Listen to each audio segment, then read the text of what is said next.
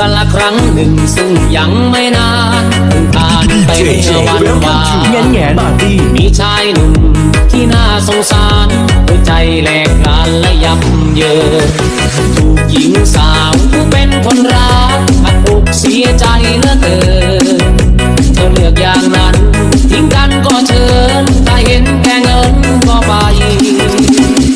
ไม่ได้ขี่ม้าขาวเหมือนเจ้าชาย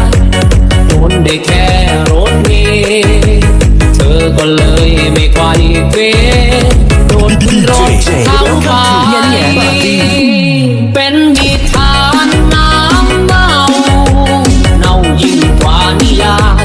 มีเจ้าหญิงและพระเจ้าชายที่ไหนแค่คนจนแล้วก็คนรวย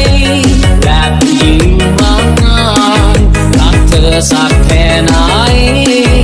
ก็ทิ้งกันไปเหลือแค่นิทานน้ำเน่า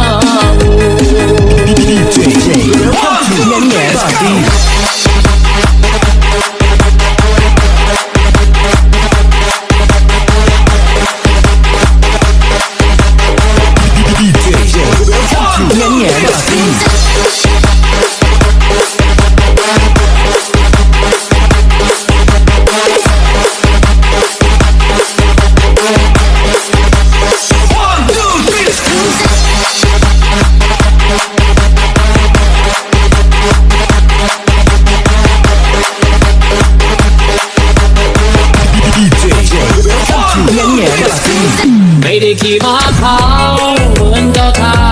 ยคุณได้แค่รถเมล์เธอก็เลยไม่ไขว่เขวโดนขึ้นรถเข้าไป